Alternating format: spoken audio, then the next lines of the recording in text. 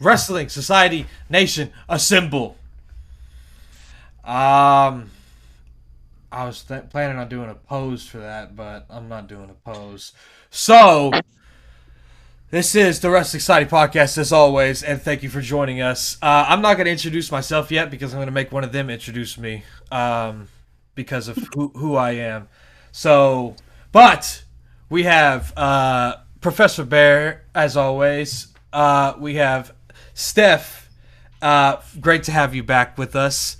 And then Tevin, who was on last week, and let's just Tevin, we'll get to you in a second because we've got some thoughts about the Raw and stuff. But me, Bear, go ahead and introduce me. I'll sit here and wait in silence.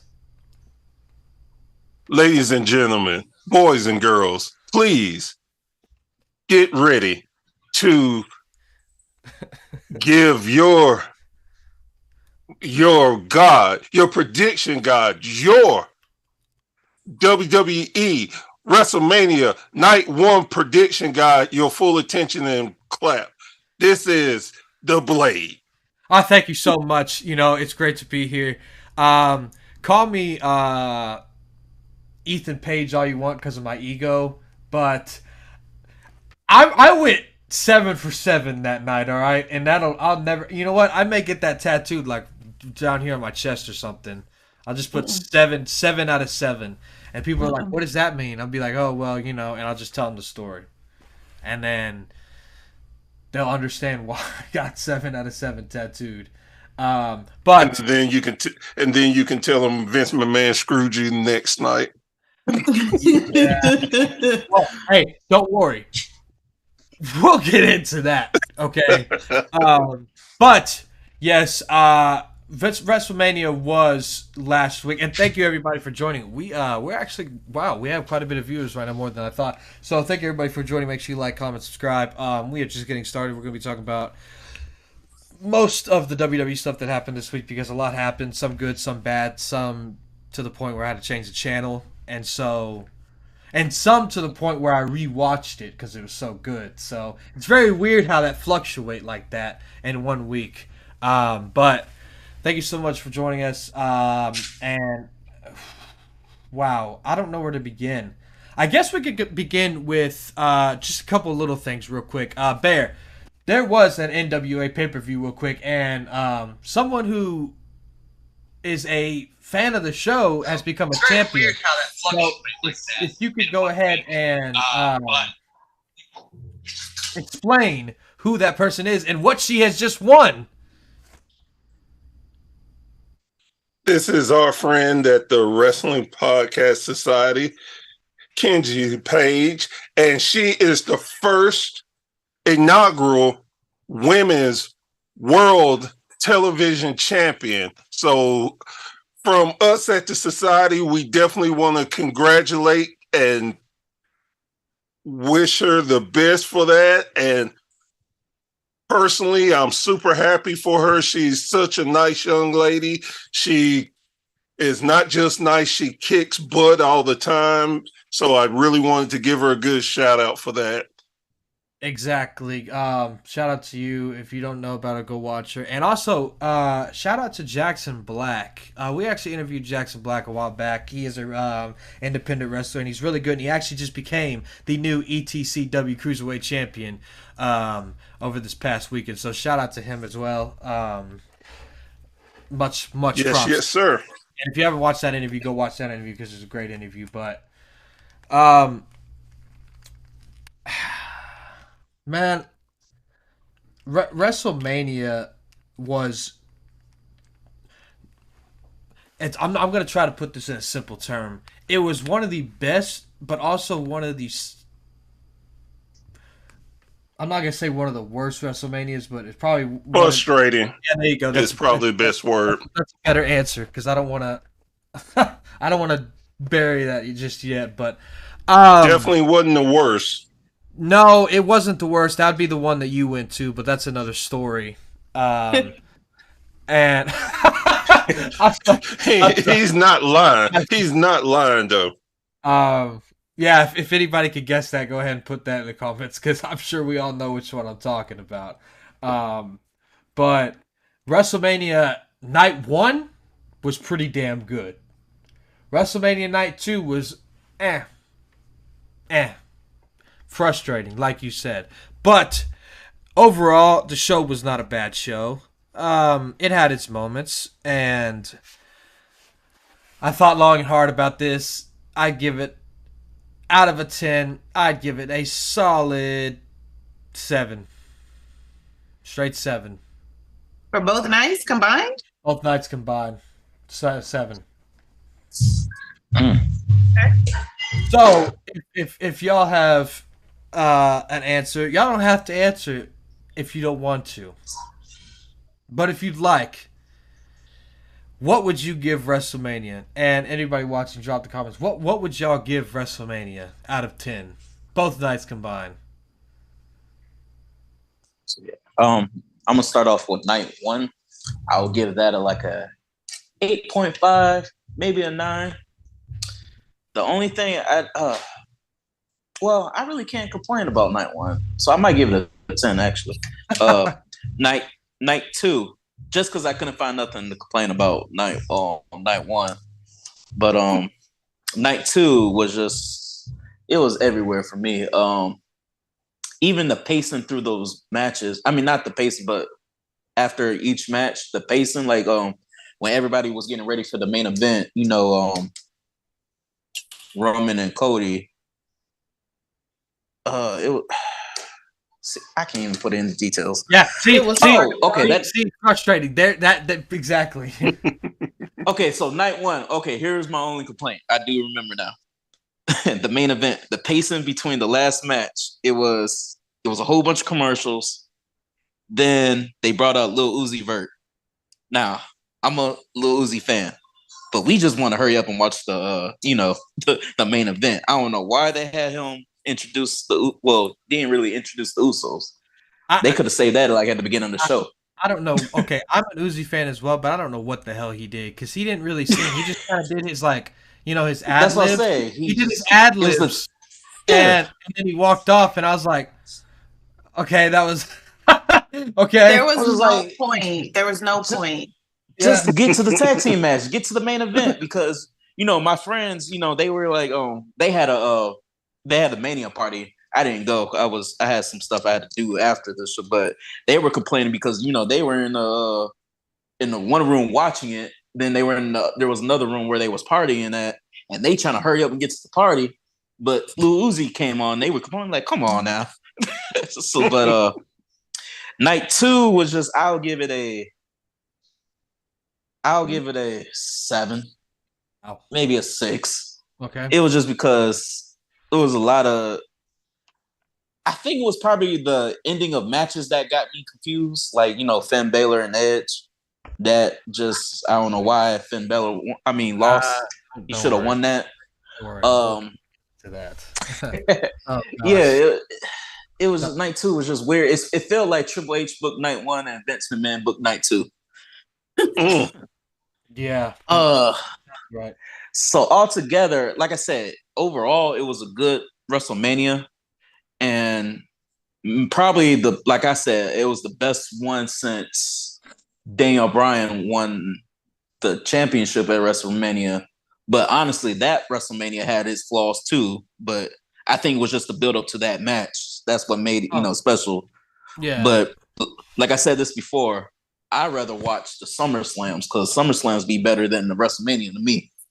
But yeah, that was so overall. Yeah, I'll give it about 7 or 8. It wasn't terrible. Wasn't bad. It was good.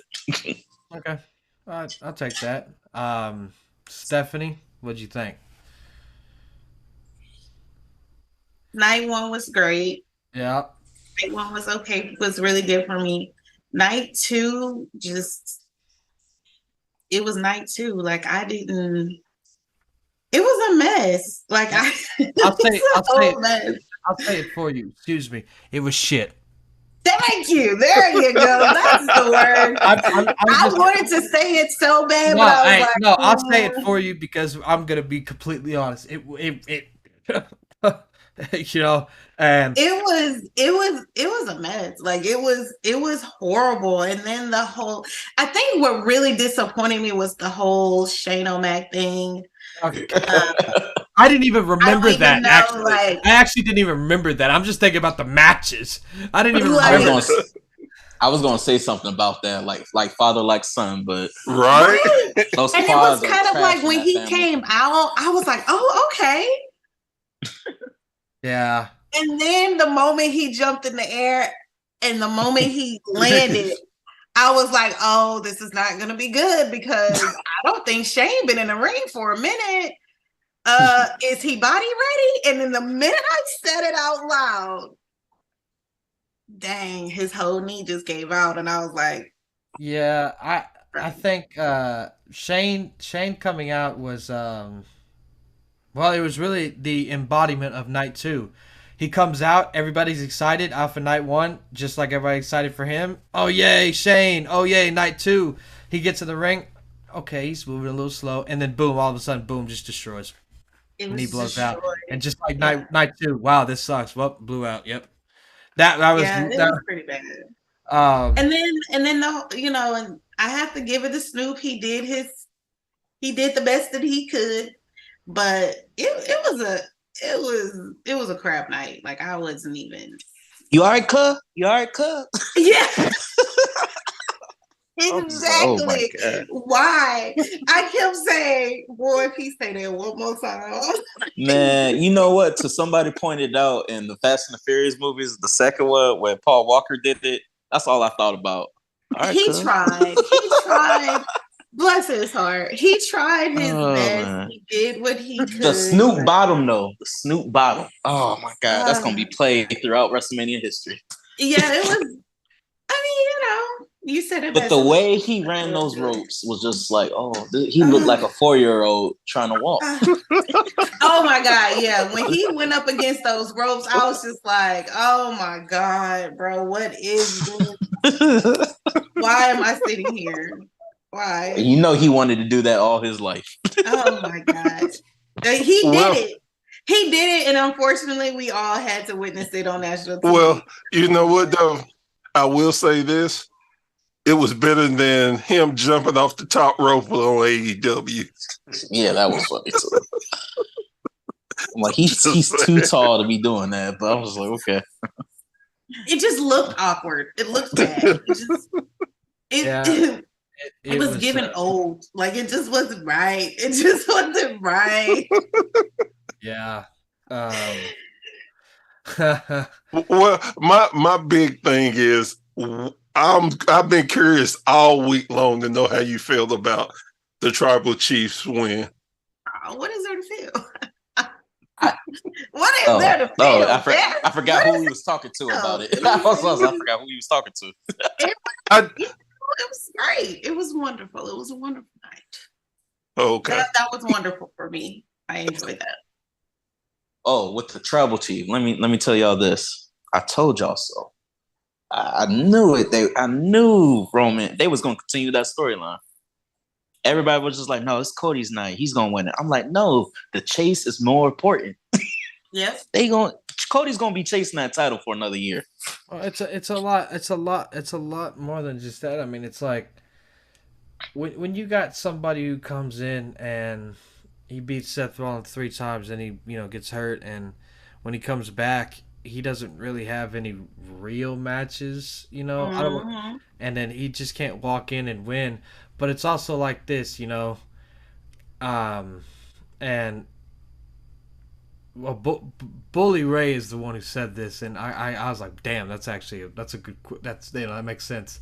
So for a lot of people who were upset about Cody's win, how would Dusty Rhodes book the finish? You know what? I'm not even gonna go with the Dusty whole thing. My whole thing about Cody, if Cody would have won. Oh, go ahead. I lost my train of thought, but go ahead. Because I mean, Dusty would have booked the finish the same way it happened. It's like Dusty would have booked it that way. He wouldn't have changed that. Oh, yeah. Okay, but here's the thing.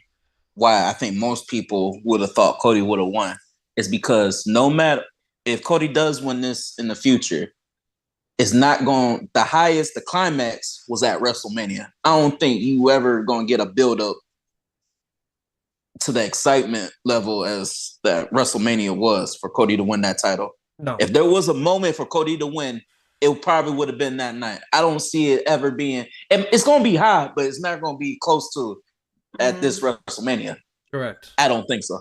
Correct. No, I think that's why a lot of people were upset. Yeah, that's why a lot of people were upset. And I understand that, but the thing is, this story, it's not ready to end. I mean, the story isn't ready to end. Oh, of course. The story's still going. There was no reason for it to end, And because if Cody would have won, then that's it, man. Chapter's closed. Right, and that's what I kept telling people. It's like, okay, so if Cody wins, then what? Where does he go? Jay White. Remember I was telling you about that? I was like, it has to be a villain right there for Cody. If Cody would have won, it had to be a monster heel. It had to be a big heel, but which WWE doesn't have. That's why I said it would have been good for Jay White to debut. But, we all know the story. He did it. He's with AEW, but whatever. But it had to be that if Cody would have won. Right. So I hadn't gave my opinion about anything yet. And I'm glad I'm last, so I got to listen to y'all. And night one, tremendous. The only thing I think they could have did a little better was made the climax to Cena and Theory a little better. But besides that, I thought everything went good. When they got my interest in the tag team match that I did not care about, they were doing great, I thought. When it came to night two, it was just something in the air that just didn't feel right. From the first match, something felt off. And you could just tell it by the performers. I can't explain it now, but it was just something it just didn't feel right. So I skip every match and won't say anything, get to the Cody and Roman match. Blade can tell you, I've been telling everybody who would listen to me that Cody wasn't winning. The chase is not over. And go ahead. No, I don't mean to cut you off. I was just going to say real quick, honestly, because you said, I think everybody, actually every single one of us as a host, all agreed that Roman was winning this. Clayton did, and Brady did as well, because it's out there, the story wasn't ready to end. Sorry, it wasn't. And the thing is, for everybody who's watching this and is upset that Cody didn't win, Cody will be champion. Okay, he will be champion. His time is coming. But to get to that first, he needs, and I'm going to put myself over again, because I did say this about 3 weeks ago now, he needs his defeat story, his hard time story, just like John Cena in 2012. I played the scenario out, man. I played the scenario out on here weeks and weeks before WrestleMania even started. I said, do it just like they did with John Cena.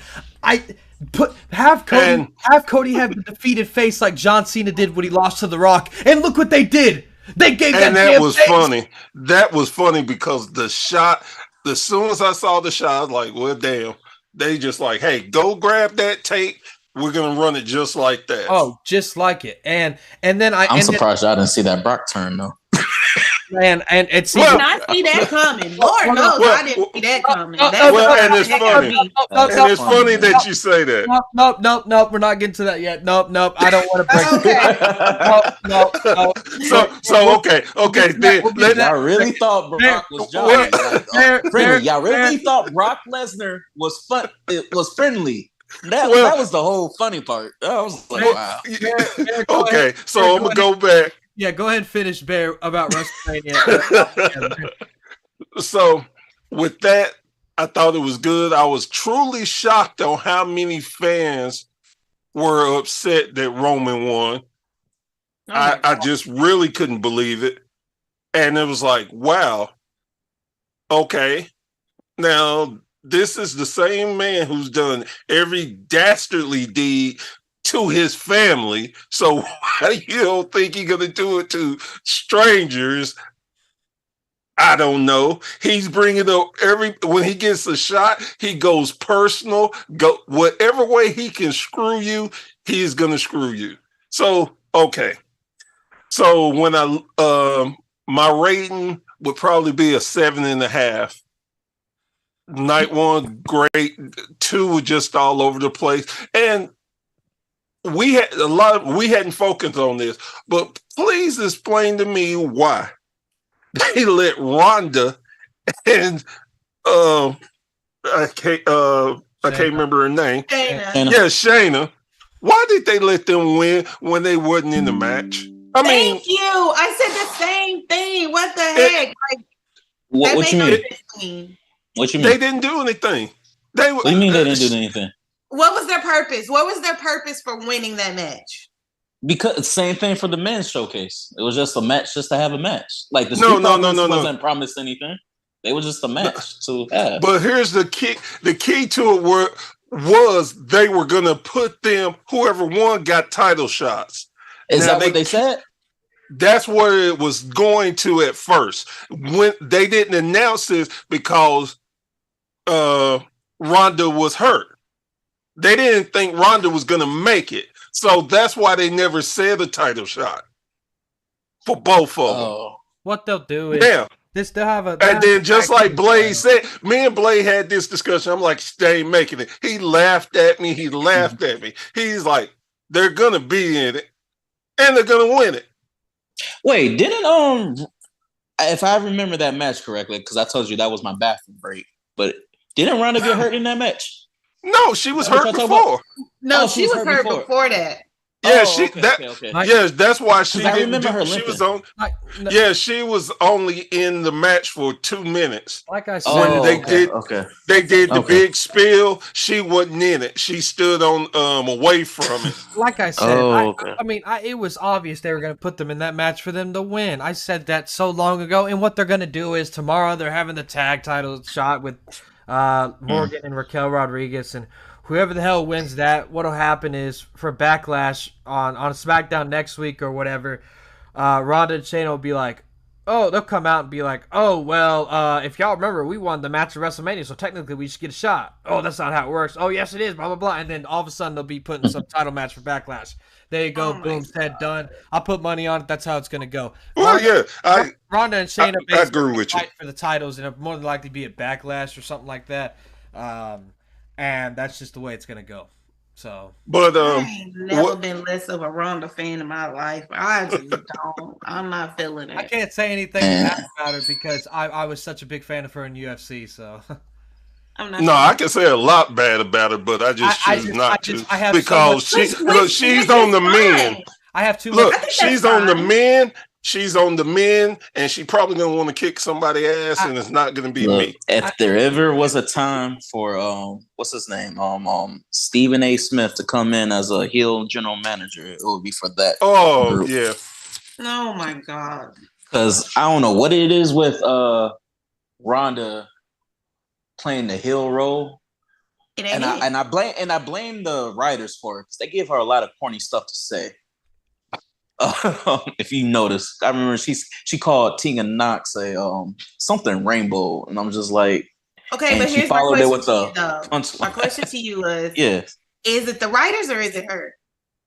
Both. I think it's the writer. A little bit of both, but I think it's mostly the writers. And like, I forgot who said it, but if they, because he was saying if you ever meet Ronda in person, she does get off that intimidating, female.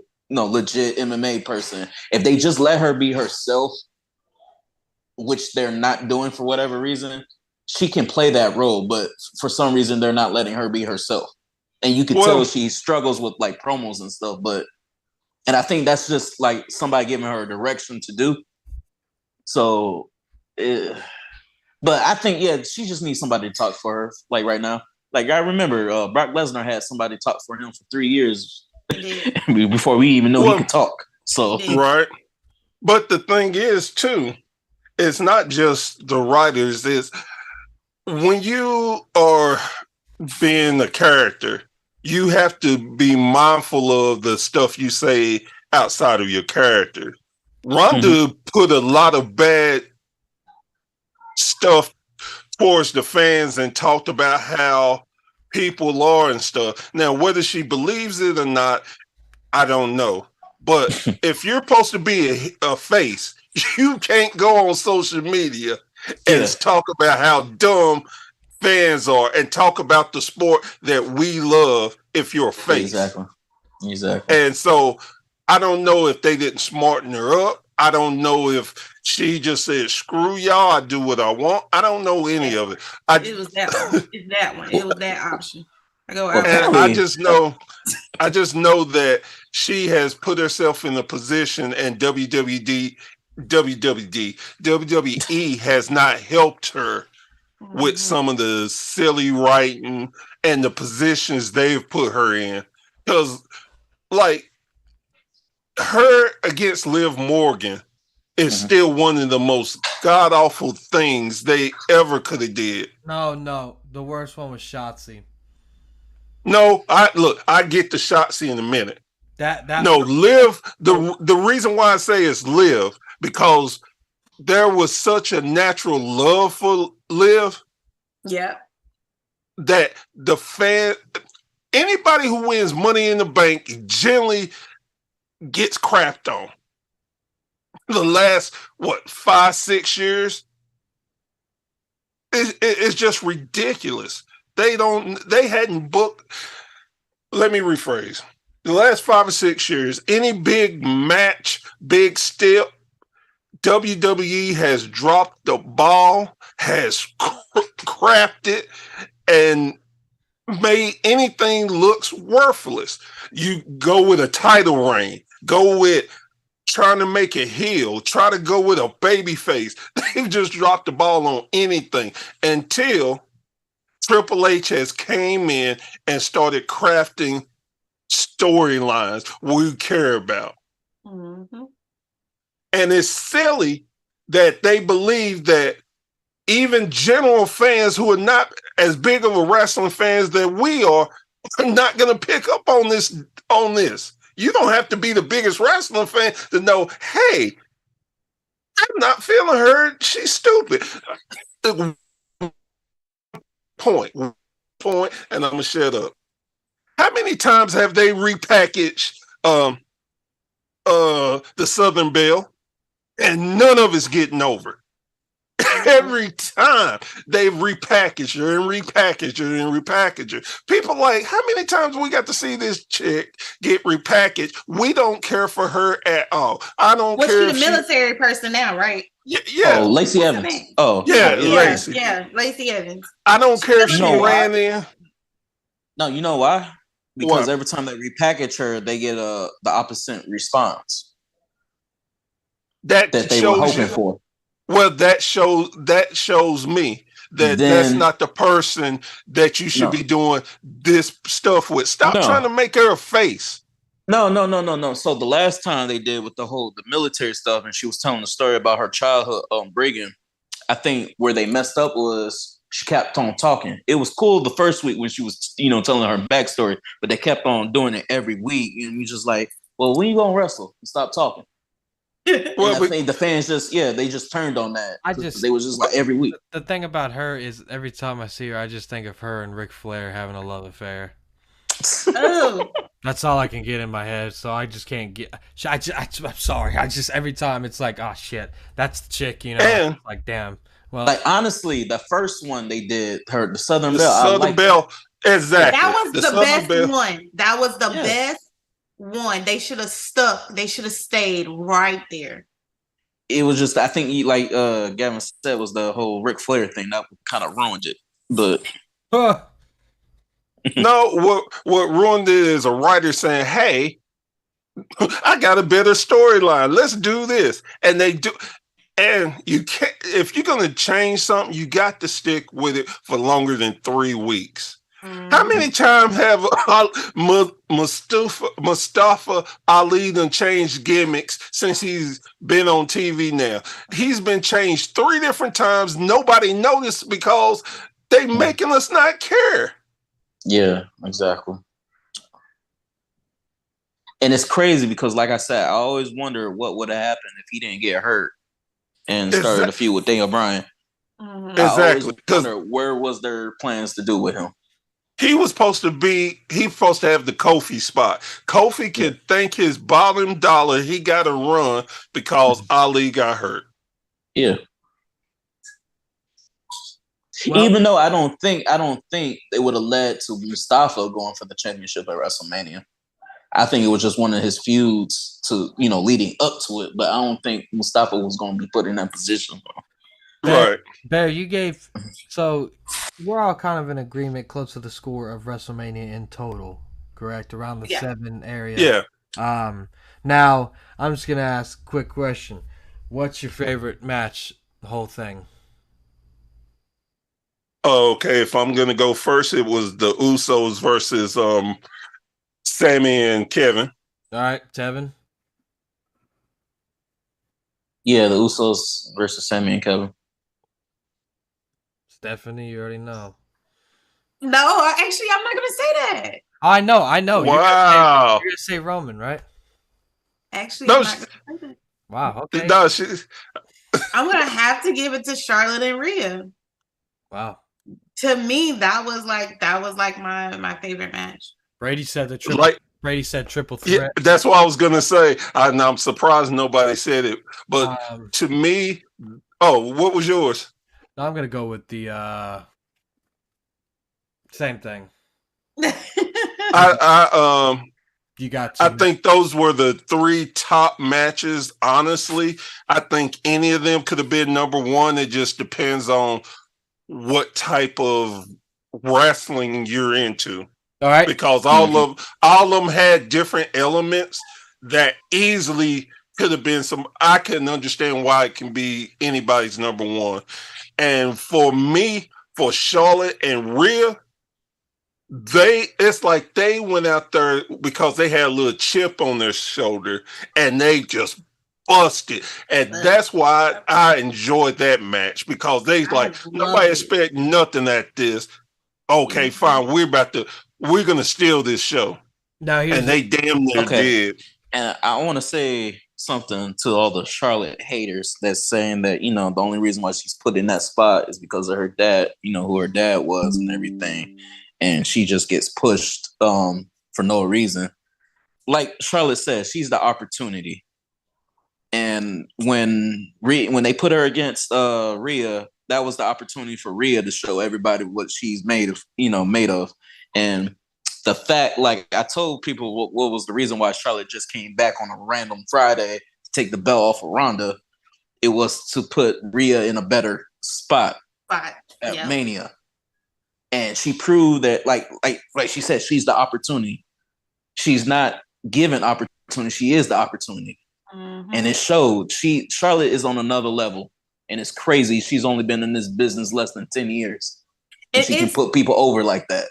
It's crazy because it's like no matter what the woman does, she's still going to get some type of backlash. And so, like, I had a lot of people coming to me like, oh, well, she was being rude. She was taking the spotlight from Rhea when they kept putting the camera on her, how she was smiling and da-da-da. And I'm like, okay, so what if she was just genuinely excited for her? What if she was genuinely excited that Rhea has this opportunity? Like, that can't be it. It literally just have to be because y'all think that she's arrogant or because she's been given this opportunity.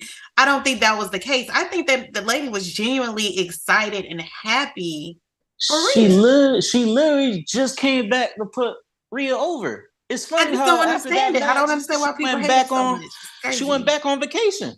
Like, she was literally just there. She was smiling at the fact that Rhea won. She was happy for her.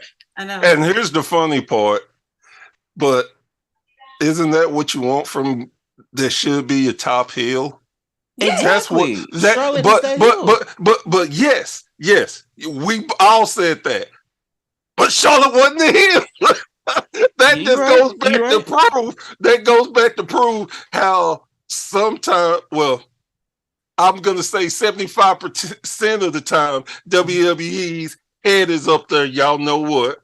Because they're. And now imagine if they would have put Charlotte, let Charlotte be the heel in that. How much better that would have been. Mm-hmm. And here's another thing: when they talk about they don't give other women in that division opportunities, and I will say this: in the last 4 years, they have gotten better with that. And people complain. We always see the same matchups: Bianca versus Bayley, Charlotte versus Becky, and I just want to point something out. I want to say last year, maybe 2 years ago, they were putting people like Liv Morgan against Charlotte, Lacey Evans against Charlotte. But as we saw in those matches, Charlotte had to work down to their level, and those matches weren't as good as we thought they were going to be. Wasn't good at all. Yes. And Charlotte got the blame for it. But I'm like, it's not her fault. She has to work down to their, level. It don't matter what that lady does. She's still those matches were just like, it was just and I'm just like, oh man, I kind of felt bad for Charlotte, and she was getting all that hate for it, and it wasn't her fault. It was just women in that they weren't ready to, and I hate to say this, get on Charlotte's level. They were just not. Don't hate to say it because that's what it was. That's what it was. And here's the thing: we've said it, me and Blade done talk about this so much.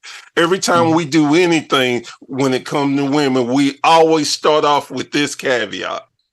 We are not disrespecting the women. We are not disrespecting what they're doing, what their energy is. What we're disrespecting is this crap ass writing, this not giving them a real chance. Because why am I going to get invested in?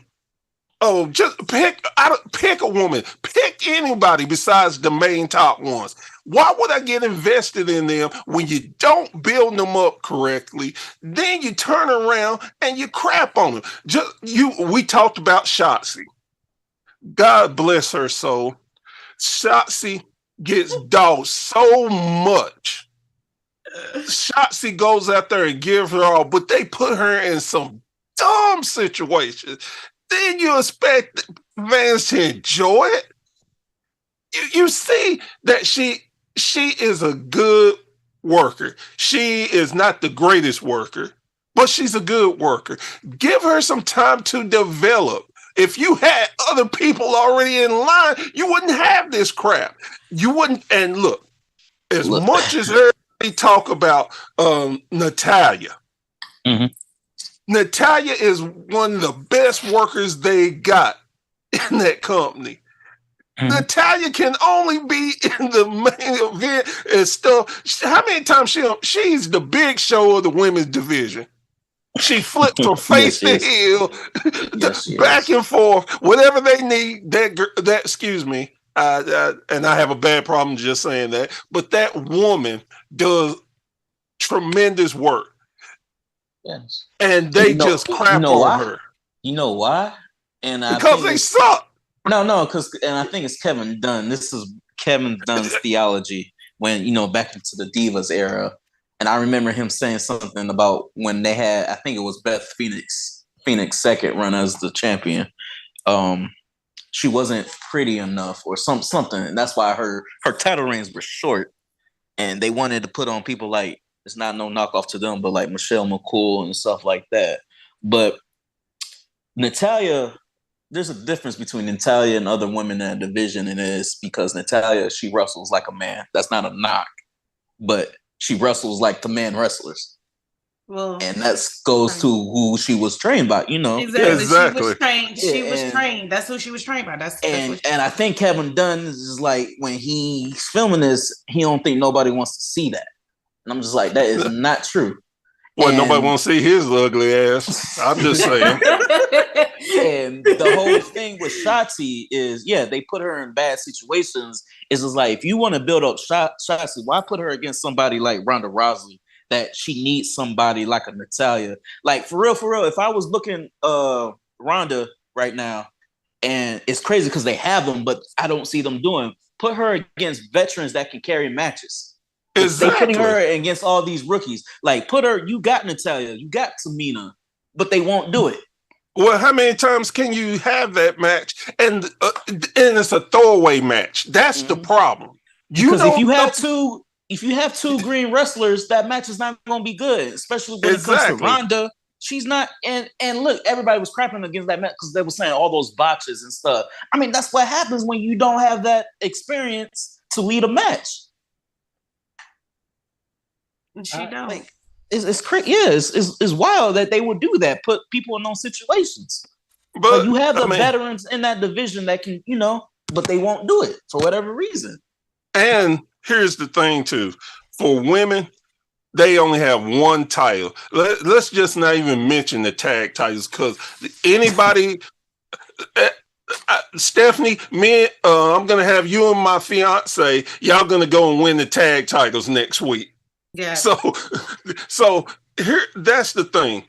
They need to build up just like men. Men don't get thrust into the world title picture. They have other titles they can build to learn how to be a champion, how to carry themselves, how to do things. Women need more than just the women's title and be done.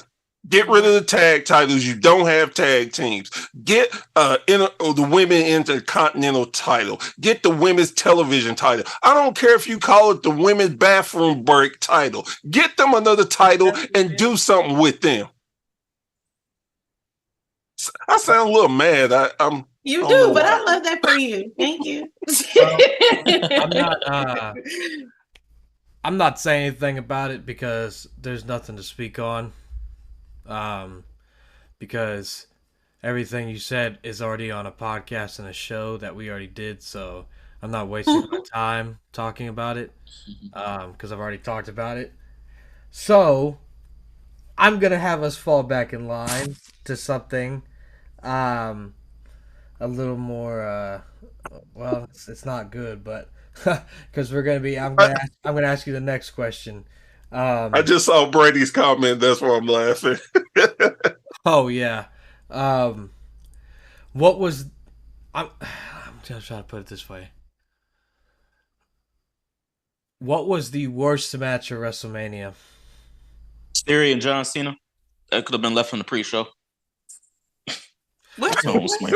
Because I have Wait, what you say? I have another. Well, I have another question after this, so you may change your answer. But what is the worst match from WrestleMania? And y'all better not say Brock and Omos. That was more impressive than I thought. Yeah, I have to give it to him. That was a little bit more impressive. Yeah. I mean, is there any other answer? I agree with Tevin, honestly. It was impressive. I will admit that it's better than what I thought it was going to be. Because I thought that was going to be my bathroom break. It's funny because I swear I'm pretty sure I said that too. I swear that I said that. You did say that. I do remember. After WrestleMania, y'all gonna be like, "Man, that match was better than I thought." You know, it was better than what I thought it was. I just thought Omos was gonna win it, but hey, I think I have to agree with Brady. The Hell in the Cell was y'all are gonna change your answer. Y'all are gonna change your answer because I'm gonna throw a swerve at you.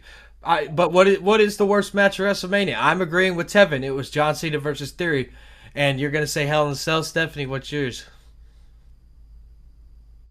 I thought Hell in a Cell was bad. No, don't say anything. Don't say it. Don't say anything. Just wait.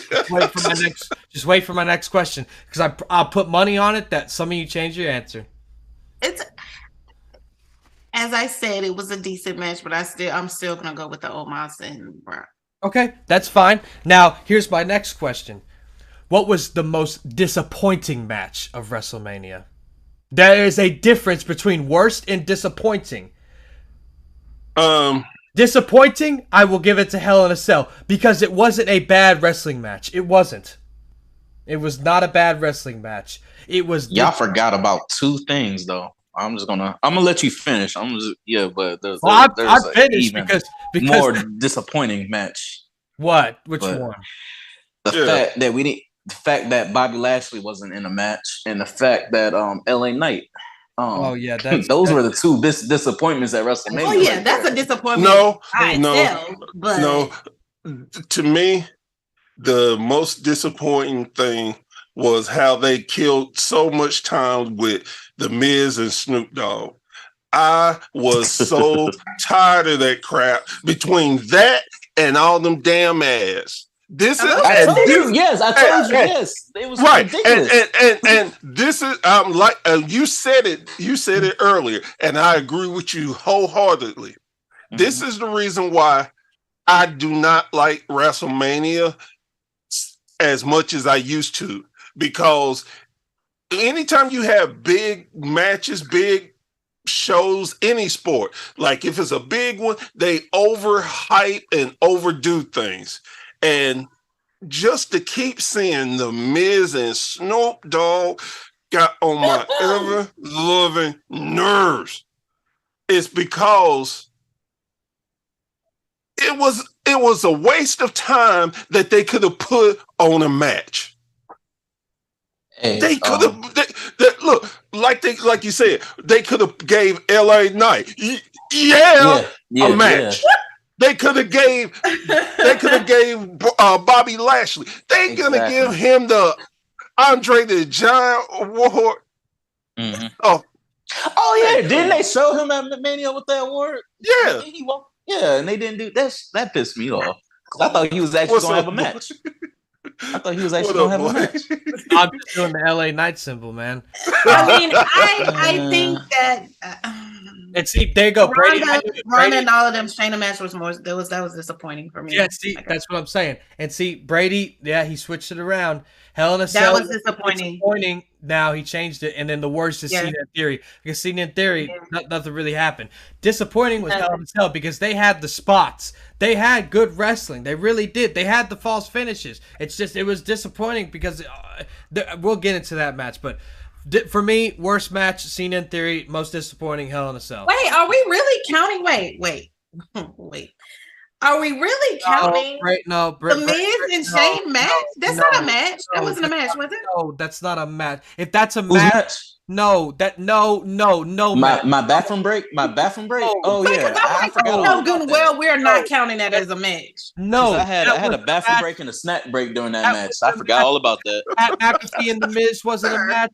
None of that was a match. No. Okay, I just want to make sure because I was about to say I know good and well we're not counting that as no match. No, if we're counting that as a match, that means I can go outside right now. Me and Bear could go play football, and that we're counting that as an NFL game. That's the Super Bowl. Y'all had the Super Bowl. Becky was in 90% of that match, and that's just hilarious that they even call that a match. But I guess. All right, and Trish and them was only in there for like 20 seconds, but okay. I think the whole Ronda and all that was my disappointing match. Okay. Barry, you changed your answer. Mm-hmm. Okay. A match, the most disappointing match to me. Let me think. Just say it, dude. You know you want to say it. Just say it. And by the way, Miz broke a record for the most matches at Mania. Right.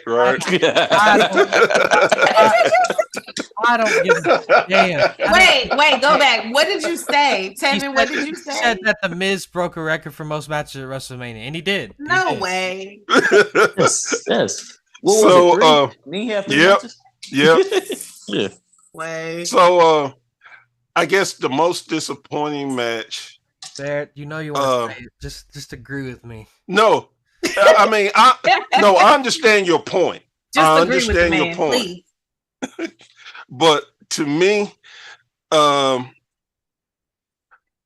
guess the most disappointing match to me was the women's match, the tag team extravaganza, the showcase.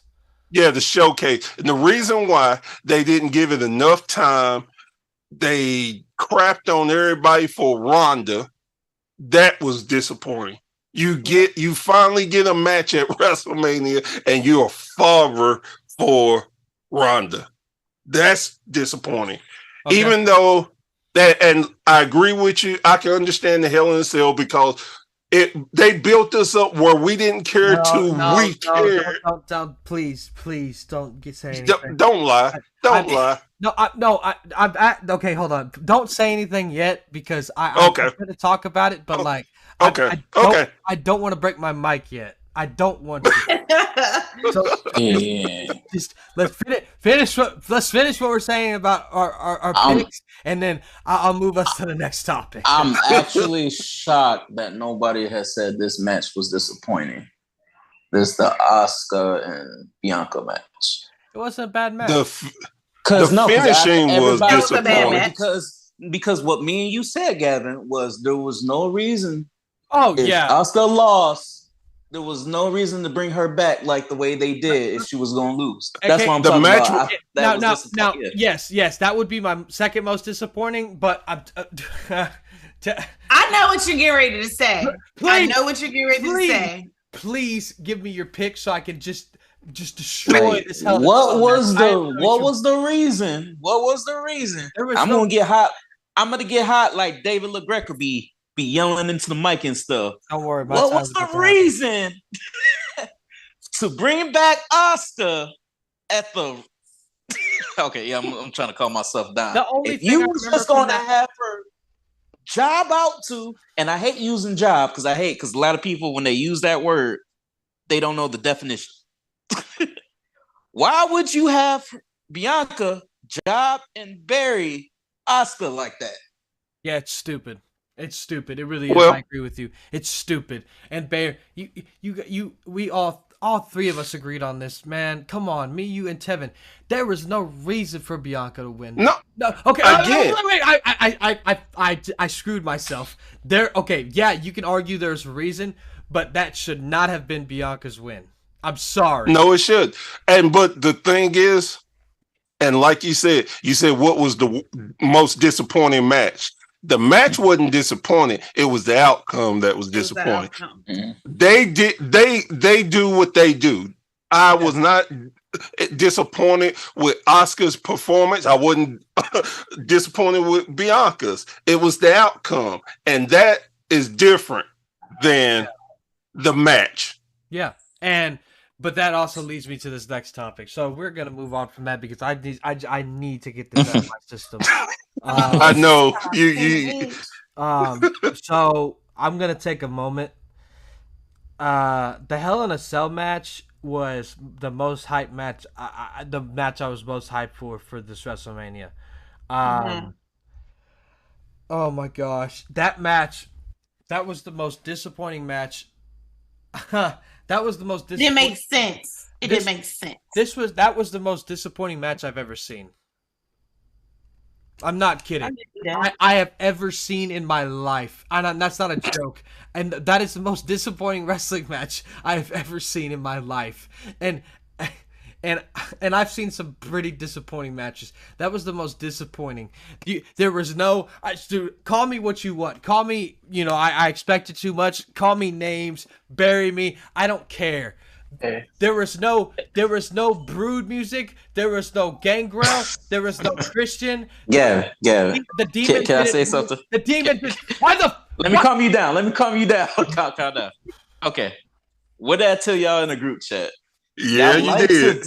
Y'all disappoint yourselves when you expect stuff. Yeah, it would have been cool if you had that. I wasn't counting on it. It would have been cool if it happened with the Brood and stuff. Fine. Forget the Brood. But he lost by a concerto. He lost by a concerto. That is true too. But the frustrating thing that came from that match for me was, and I'm about to use this term again, they really jobbed out the demon persona. Oh my God! No. The two times they had on the main roster, the demon has lost. So from now at this point, there should be no reason why Finn should call up on the demon if every time he does ever it again. So that means we should never see him ever again. Why? Well, I'm about to, dude. I have a box of tissue sheets because I think I'm gonna cry. I seriously think I'm gonna get crying. I'm sorry. I'm so sorry for what I'm about to say. I'm sorry, Brady. But wait. Okay, go ahead. I'm just gonna say, my chest is hurting. Why? I'm sorry. I'm really sorry. Excuse my language. But why the fuck would you do that to the demon? Why? Tell me. I need.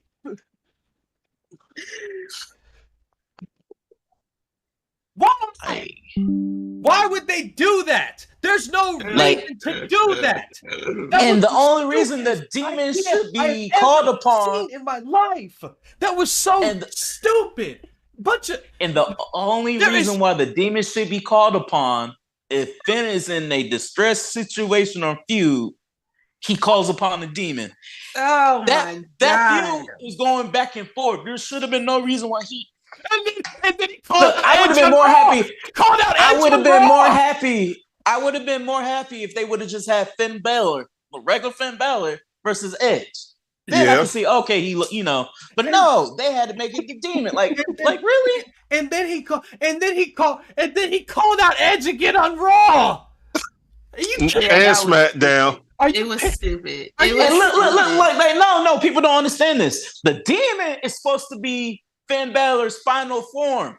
If he can't beat Edge in that is gonna be his final form because we better not see him no more. We better not see him saying. no more. Every time you say that hurts my feelings so much because I love seriously the demon. The reason I'm so upset is the demon. When I first got introduced, there was a point in time I hated WWE, man. I'm sorry, but I hated it. I was like, man, this sucks. And when I was watching The Demon, it made me fall in love with wrestling again, man. The Demon was so good. It was amazing. I was so connected to it. I wanted the WWE 2K17 Deluxe Edition so bad because it came with the Demon statue. And I didn't get it. And I'm going to buy it online now just because of this. But I was so upset. Why would you do that? Why would you look.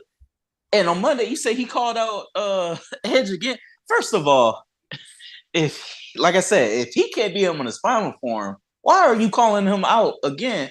And now they're making, and this is for my anime nerds, you're making Finn seem like a cheetah type character or a Goku type character. They let them power out. And just like, oh, that's a better way. I just said Krillin. No, not Krillin. No. You know what? People be complaining about Vegeta. He always lets the villain power up, get to their final form, and he gets his butt beat. That's basically what Finn is doing, calling out Edge again. Like you want to lose. And what sucks is now when we think back on the Demon, his last two matches that he had was going to be this one where he lost by Concerto, and then the Extreme Rules where the turnbuckle broke. No, God broke that. Let's be clear. Either way, the Demon was involved in it, okay? And that means these were his last two matches. I am so upset, man. And they even released. I don't care. I'm still probably gonna get the damn shirt, but they released the damn shirt on WWE Shop of him with his new purple fit, and it's him looking to the side, and he's got the mohawk, and he's got the purple, and his tongue's out. And on the back it has his X. And I was like, dude, I need that shirt. I don't care if you lost by a concerto. I'm getting that shirt. And because that's probably the last damn Demon shirt they'll ever make because there's going to be no more Demon. Why did he lose to a concerto? I understand the concerto.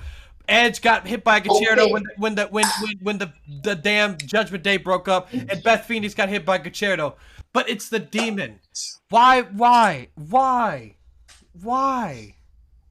Oh, wow. Like I always say before. Wow, did he just say that? Yeah, that's exactly what I just read. Rusty said Raw after Mania was a good show. Only disappointing about it was the new arrivals, but guess I'm waiting on the draft in a few weeks. No way he believes that in his heart. There's no way he believes that in his heart. No, like I told you, my man, Rusty. Don't let them discourage you, because I said the same thing. The only reason why they think it was a bad show is because they had their hopes up with a whole bunch of debuts. They thought that was going to happen. No, hold on. Wait a minute. That is totally wrong. That is not true at all. Yeah. Y'all was expecting some stuff to go down. Yeah, now, but here's the thing. Even with it not going down, the show was not good. It wasn't. Y'all thought even Orton was going to return. Y'all thought I said, was a mess from the beginning to the end. It was horrible. It was just Brock Lesnar was going to be buddy with freaking. No, I'm cool with that. I was actually cool with him destroying Cody. I thought we was going to get a version 2.0 of Arcade Bro or something. No. And when he came out, I was actually disappointed. I was like, why is he here? I'm not gonna lie to you. I was disappointed. No. I don't care about the debuts or not. I don't give a damn if nobody debuted. What I care about is watching a good wrestling show. Now tell me, what match stood out from Raw? I'm serious. What match stood out from Raw? The few matches that they had, and then what? And then forget about the men's matches. The women, they had one match, and that was it. That was it. The show sucked, bro. Like it was. They had one women's match, and it was a tag match that lasted 5 minutes. Other than that, there was no women's segments at all, except then y'all got happy about the Triple H announcement, which I thought it was going to be a ratings grab. It was just a rating grab. I don't give a shit. I don't give a shit about Brock Lesnar or not. The point is, it was a bad wrestling show. You watch Raw it's a 3-hour show, and they had how many matches? Come on, man. Really? Triple H came out when he came out, and then Rhea and them came out, and he left the ring. I looked at my husband. I go, where is he going? I was like, it was just like when they announced Vince McMahon was going to be on Raw and SmackDown. All he said, wrestling then, wrestling now, and wrestling forever, and just walked away. It was a ratings grab. That's all it was. But, okay. I looked at I go, was that the announcement? And then I said, well, wait, what was the announcement? Because I think I might have missed that part. Dude, let me tell you something. They had Omos beat Elias. Great. Mm-hmm. They had Bobby Lashley defeat Mustafa Ali via submission. Mm-hmm. Great. I'm almost sure, though, that Mustafa and, not Mustafa, but Elias and Omos, that was an add-on. They had added that on like 5 minutes. Oh, yeah, definitely. So here we go. Triple H opened the show. Great. Omos defeated Elias. Great. Austin Theory beat Rey Mysterio, which was probably the best match of the night, honestly. After that, Kevin Owens and Sami Zayn defeated Street Profits. Now, let me tell you something about that match. Yes, that match did happen, but you can already tell that Kevin Owens and Sami Zayn were better for the chase of the tag team titles. Now that they have them, it's like, all right. I disagree on that one. But to all the listeners and watchers out there, this is the true definition of fans being fickle. And then fickle. That's all I gotta say. Seth Rollins came to the ring and did nothing. He did nothing. And then after that, no. Yeah, did you see? Did you know what happened? Did you know what happened? I saw the video. So when what was it? When he came out there and they went to commercial break, apparently the producers, the cameraman, they told Seth Rollins, your segment is being cut. And you can see Seth Rollins arguing with the guy, what you mean it's cut? Yeah. Right. And that's why when we came back, he wasn't there. Because they cut his promo. Yeah. Dude, you watch a 3-hour wrestling show that had 5 matches. One of them was Omos and Elias. One of them was Bobby Lashley, Mustafa Ali. One of them was the 3-minute Raquel Rodriguez and Damage Control bullcrap. The other was the Sami Zayn and Street Profits. And then it was Austin Theory and Rey Mysterio. That was it in 3-hour show. What more do you, in the words of Tyrese, what more do you want from them, man? What more do you want from me? What more do you want from them? A wrestling show. I want a wrestling show instead of I know wrestling. Did you not have wrestling? Were you not entertained? I was not. No, I was not entertained at all, sir. As a matter of fact, I was not. No, bro. I'm sorry, dude. I'm sorry. Fickle. And that's the word fickle. Boy, that's great. Dynamite was a 2-hour show this week, and it was easily better than Raw. Agree or disagree, Tevin? And be honest. Was Dynamite? I mean, you had the Tribal Chief was there. You had Paul Heyman. You had the Usos. Was Dynamite better than Raw? Was Dynamite better than Raw? What more did you want? Was Dynamite better than... Why are you bringing up Dynamite? You're moving the goalposts, sir. No, I'm not talking about Dynamite right now. You're moving the goalposts. I'm asking, was Dynamite better than Raw? Because Dynamite like the AEW fanboys right now. We talking about WWE right now. Blake. No, crap. I don't give a shit. No, hold on a second. No, Blake. We're going to talk about, Tevin, we're going to talk about AEW. This is, hold on a second. Blake, breathe. This is, you see this? Look above me. What does that say? The prediction god. Okay, right. I get it. I am the host of this show. AEW was better than Raw, and you know it. Say it. I just want you to say it. Hey, a broken clock is right twice a day. So come on, you talk about the prediction god. You got lucky on that show. That's all.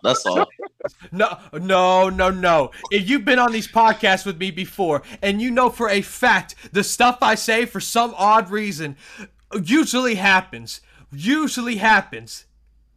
It's just weird, isn't it? Here's the deal. Wait a minute. Here's the deal. And throughout all of this, we got to realize a few things. One, Vince McMahon is back in the mix. So anything can happen. Anything. Two, to agree with you, yes, we put our hopes up because of what we think, and especially what has been happening recently. We're thinking it's going a certain way. Now, with us being passionate wrestling fans, we get a little frustrated when things go back to the same old. And especially at this time of the year when this is supposed to be their grand finale, their big send-off, their everything is supposed to make sense for at least this long, which it hadn't happened in a while. We expected, since Triple H had the booking and been doing so well, we thought it was going to go some way. So let me ask you a question. Go ahead. If you're expecting a surprise, not saying about the whole surprises or anything. Right. But if you're expecting a surprise and you get the surprise, is it really a surprise? If you're expecting it? Heck yeah. I'm still surprised. Okay. No. You know what? I agree with you. I agree with you on that. Yeah. I agree with you on that thought process. But here's the kicker to it all, to me, that, as I said before, for us being wrestling fans, the biggest thing is to surprise us. Now, we did get the surprise. It wasn't the surprise we wanted. Now, that's why Blade is about to come through and kill everybody because as wrestling fans, we are so frustrated of the same old, the same disappointing things that we're accustomed to. So I feel like MJF, because I think it's just these smart marks that just, I don't know, man. Well, and you know what? And I even give you that because the way they have made us look at wrestling for the last few years is just where we feel like we know everything. We know how to book the best. We know how to make the best whatever. But you got to give it to us in this form or fashion. When we don't like something, we get passionate about it. And when we get it, we're super passionate about it, right? Yeah. So what's the best way to make some of the best moments of disappointment after disappointment after disappointment? And then when they finally give it to you, you're happy. But then, like you said, where do you go from there? Fickle. Just like it's not fickle. It is. Look, the WWE.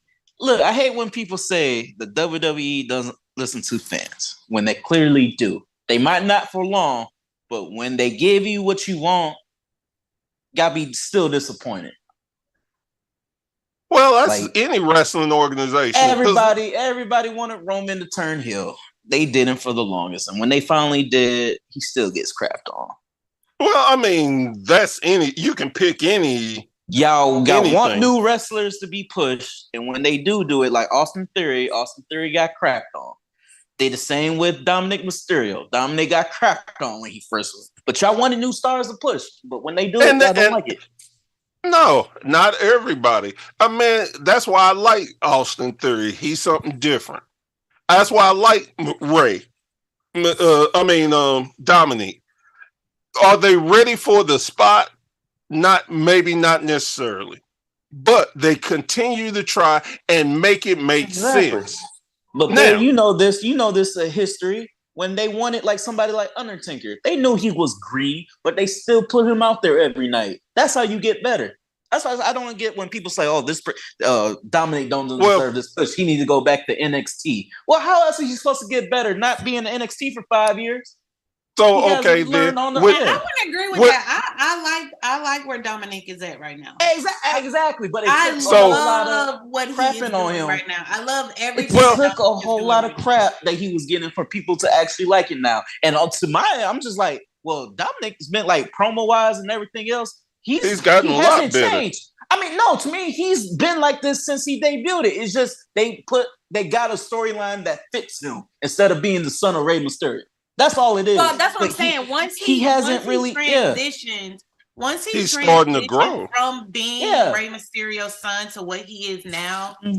That's when Dominic became something great, something different.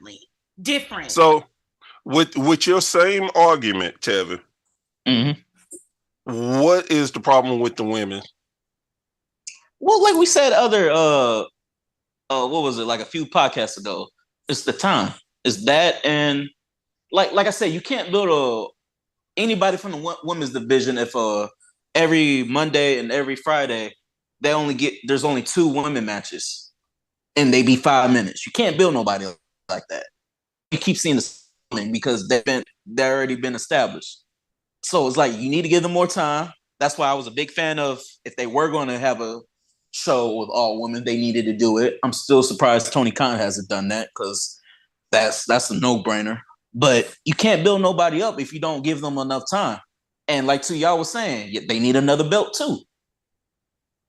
Because it seems like now the only time you see women are for the tag titles or for the championships. Never to see 2 women just out there wrestling just to be wrestling or stuff. Right, you don't have a storyline. Exactly. Yeah, you never see that. It's always either for the title or the tag team titles. So you're only gonna see certain women in that spot. You never just have like, hey, backstage they have beef. We're gonna come out to the ring. And you don't see that with the woman. Right. So that's that problem with the women's division. But who knows? Maybe they will have a show for them. And the thing, I don't agree with the wording you're using. Fickle. No, I don't think fans are fickle. And the reason why I say that, it's what we want, but not everything we want is good for us. And that's what I'm saying. And I keep telling people, like, okay, so let's just say you was a promoter and stuff, and you listen to everything your fans say. That company's not going to last long. If you notice, those companies that were there and they were listening to, they're not there no more. Vince, he don't like. What was my favorite Kanye West line? Just listen now. No. Yes. Why would I listen to somebody that makes less money than me? Yes. So why would Vince listen to people that don't have a wrestling promoter, haven't been in the game for 40 years? Because and I think the reason why he's successful is because he don't listen to nobody. He's feeding his own ego. Because if we seen like people like Jeff Jarrett, they start a wrestling promotion, might last 10 years, then just fickles down because he's listening to what everybody. He can't do that all the time. Yeah. Some things you just got to do against the grain to get people talking. And what has Vince done in these last 40 years? He gets people talking because of the what people say dumb decisions that he do. Like that Botox and that mustache. Hey, my man's feeling himself. He's having a hot girl summer. So That is exactly what he has. The bad decisions. Shouldn't have said Botox and that mustache. You are right. You are definitely right. He is having a hot girl summer. You right. You back with us, Blade? I've been here. You be quiet. You know, I said what I said. I enjoy wrestling, you know, and the reason we all became wrestling fans, yes, there's story, but the wrestling matches is the reason why we just graded WrestleMania due to the matches, the actual matches, how they actually wrestle, the point of watching wrestling. And in a 3-hour show, when I have 5 wrestling matches and 3 of them are 2 3-minute matches that are like squash matches, it's I don't like it, you know. And when I watch a Raw, and the way I look at it is, if I finish with a Raw and I tell myself, man, this was a Raw that I could have watched tomorrow and just skimmed through, then it's like, well, you know, what's the point? Okay. Yeah. I'm about to say that. Okay. Go back. We've been watching Vince McMahon's programming for years. Now, I kind of get how he thinks, and it was weird because I'm going to be real with y'all. I didn't expect that ending at Raw, but halfway through it, I'm noticing how, like you said, these matches 2 minutes and this, you know, like y'all said, I do agree with y'all, was underwhelming. But when I thought about that, I was just like, usually when there's some like stuff that's underwhelming, Vince leaves off with something big at the end. Right. Then I'm going to tell y'all when I realized, Brock is playing. When they came out, in that last match, that's when I figured out. I was like, you know what? Matter of fact, I'm going to tell you in the moment when the girl, she was announcing them. And I was just like, you know what? It would be funny if Brock turned on Cody. As soon as she got to Cody Rhodes' side, I was like, oh yeah, it's happening. Here's the thing. But Vince has always done that though. He makes if he wants something, because mind you, okay, so let's just say he had a banger of a match, like somewhere in that middle. Let's just say Seth Rollins goes against like somebody like Ricochet. Yep. And they have a 5-star match. Yep. People gonna talk about that 5-star match than they are gonna talk about that that ending segment. Yep. So he dumbed stuff down. So all you talk about was that last 5 minutes of Raw. Yeah. Oh yeah, I know. And that's exactly what he does. Because he doesn't want nothing to we see overshadows when the Hurt it. Business. Yeah, when the Hurt Business was on the road during the pandemic, he was like, "Oh no, we're not gonna have that." Break them up. Anything that gets hot naturally, that he did not create, he destroys. Here's the way I look at it. We're not going to have the Hurt Business be better than the Bloodline? No. Break them up. It's like this. Like I said, that Raw was just... I like the stories. It's what, drives you to. You're like, bro, he's got to finish the story. But at the same time, the reason you watch it is for the actual wrestling. And when that was a Raw where you can skim through it, then I just, it wasn't a good Raw to me, especially in 3 hours. And so the way I look at it is when I turned on, and I keep going to Dynamite, but the reason I do is because I'm as much of a fan as AEW as I am WWE, and they're the first main competitor to WWE. So basically, when I turn on a 2-hour show of Dynamite and they have all these matches, and I'm so much more into it, that just, let me put it this way. WWE has a lot better stories right now than AEW by a long shot. Yeah, because they're story driven. That's a story driven company. But AEW has the much better matches by a long shot.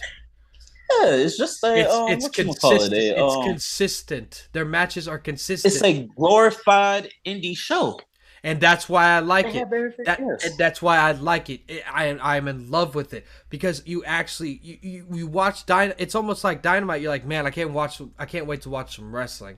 You turn on Dynamite and it instantly starts off with a wrestling match, just right there, and it's like, oh my gosh, Like example, Kenny Omega versus Vikingo, a hell of a match, man. But that wasn't the only great match on that card. I mean, it's like that with every Dynamite. It's like, man, 2 hours just packed. And the thing that gets me is at the end of Dynamite, I'm like, damn, it's already over. Why can't I have another hour of this? Because the matches, I enjoy the actual wrestling matches. That's just the way I look at it. WWE is knocking it out of the park with storylines, but their matches are compared to AEW. Well, here's the difference. WWE is what they say they are: sports entertainment. AEW is more like y'all say independent wrestling. They believe in the actual sport of wrestling with mixture of entertainment. WWE believes the entertainment comes first, wrestling is last. If we don't get wrestling, even more better. What they used to say about WWE is a company that so happens to have a TV show. Yeah. AEW is a wrestling company that's on TV. That's a great way to put it. I actually 100% agree with that. Wow. Okay. And I saw something I want to go back to Rusty put. He was talking about AEW is the same with women's wrestlers and the same with the AEW. Right. I none of us ever said they weren't, because yes, they do they throw the same women up there and it gets old too. But I guess the bigger difference for me is that, at least AEW gives the women other platforms to learn their craft. Like, you can go to Dark and see a lot of women's matches. You can go to Elevation and see women's matches. They bring in a lot of different independents. And with WWE, it's the big ones, and that's it. And then you have wrestlers there who's been there for quite a long time that deserves better. Well, not even the wrestlers, I'm going to say it like that. I'm going to say the division deserves better. You can't keep expecting to elevate something if you don't put the real energy into it. The thing is like, I am, whenever, like, I think the reason is I am personally enjoying AEW at the moment more than Raw, and that was even before this Raw. I mean, more than WWE, and that was even before this Raw and WrestleMania. And the only reason is because I am, I go back to the regular just wrestling. I mean, I'm a wrestling fan. I just love the wrestling, because whenever I keep seeing WWE, their stories are great, but a lot of their matches for the climax of the stories are like, man, that was kind of sucky. Like, that's it. That was it. And AEW, don't get me wrong, really needs to work on their stories. They're kind of... Oh, they do. They absolutely do. They do, but damn, can they have a match? I will say this about AEW, though. The reason why is, because obviously AEW don't have the writers that WWE has. And when I say that, they don't have writers that are from Hollywood on their shows. They let the talent, they let them have freedom with their storylines. And like I said, there's pros and cons to that. Right. And AEW, you give them the chance to be creative, but at the same time, I don't think they put their talent in the best positions that they can be because they don't have that, like they don't have a script. Not saying that, scripts are all good for all, everybody.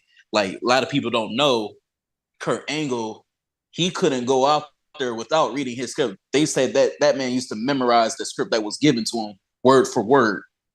He couldn't just go out there and, freestyle it. He had to look at the script.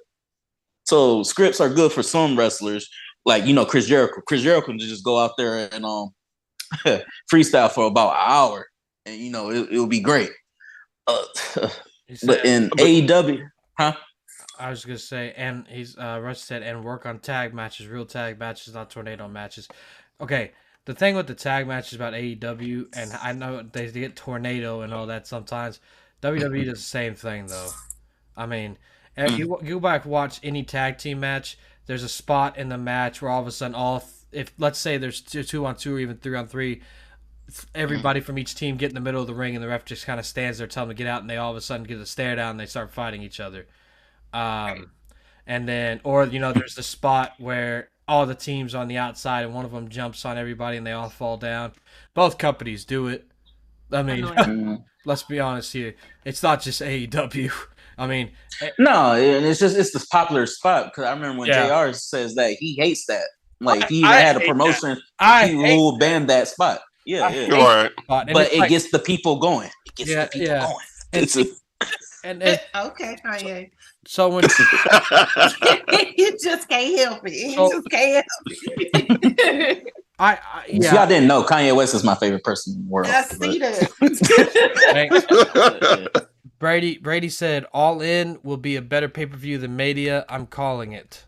Well, they did. They reached 60,000 pre-sale tickets for Wembley Stadium. They did?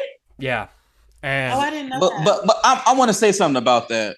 When WWE does this every month when their pay-per-views or like in WrestleMania, when they announce like this year 80,000 people in that arena, I need people to realize this because I just learned this in myself. Like when it comes to boxing, and they said like Floyd Mayweather got 60 million off of this one fight. People, if you looked at that stadium that they were in, well, you can even Google this. You can Google how many tickets were sold at that event. Now, if I'm mistaken, they said 55,000 tickets were sold, and that don't seem like 80,000 people would be in that stadium. So they be lying when they tell you that. There's no really, because then there's another thing. There's no executive in WWE. Notice they only let Cole and them say it. But I found this out. I think it's against the law for executive to say like false numbers like that. That's why you will never hear Vince McMahon, Stephanie, or Triple H say that publicly. Like they might be, going around the bush about those. Like Triple H.